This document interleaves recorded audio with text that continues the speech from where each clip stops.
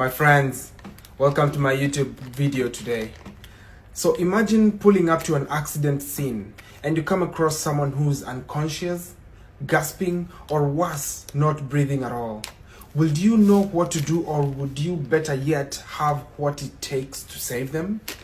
I'll show you one of the most overlooked yet life-saving tool that you must keep in your car. It's small, enormous, and it could literally open the door between life and death. And that tool is the oral airway. This device protects the tongue, or rather prevents the tongue from falling back when someone gets unconscious, more so after trauma, after collapsing, or even a seizure or fainting. Let me talk of fainting. And when the tongue falls back, it usually blocks the airway, and so this device helps to hold the tongue in place, opening the airway miraculously. Brain damage actually occurs within a few minutes without oxygen, and having a small maneuver as insertion of an oral airway saves the situation as we wait for the paramedics. This device does not require any much training. With just a few minutes of demonstration, anyone, literally anyone, can use this device to save a life. This device is very small, valuable, compact, and in fact costs less than a fast food meal. But when used correctly, it's more valuable than gold. That's the only way that you best manage to open the airway and restore breathing, with just this. And it's only used on an unconscious person. This can never and should never be used on a person who has active gag reflex, or someone who's not unconscious, because it could cause trauma, vomiting, or more or less, let me say, injury. So just use it on someone who's not breathing and unconscious.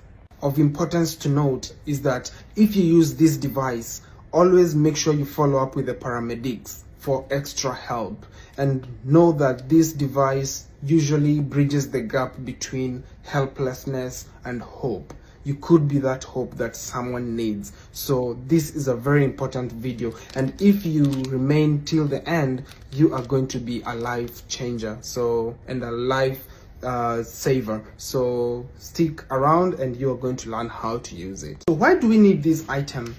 As a nurse, in my years of practice, I have seen lives being saved by use of very simple equipment. And just note that emergencies don't wait for experts to salvage the situation. You could be the difference. Learn how to use such kind of a device to save the life. Be the difference. So if you're serious about building an emergency kit at home for your car, make sure you don't forget or leave out the oral airway. So this is something that you will actually need. This is the single most important tool you will need to save a life of someone who is actually unconscious. And this is why I am not concentrating on anything else in the emergency first aid kit but this. For the sake of this video, I'm going to attach an image or a video for you to have a small demo on how this is used. Once you insert it into the mouth, it has to go facing downward. You insert it into the mouth and it will hold the tongue from this angle, and that is what will actually anchor the tongue to be at the best position that you actually require it to be, so the airway can be opened. So stay tuned, watch this video, and I hope you get to do it yourself in a better way, just to save a life today with Bill.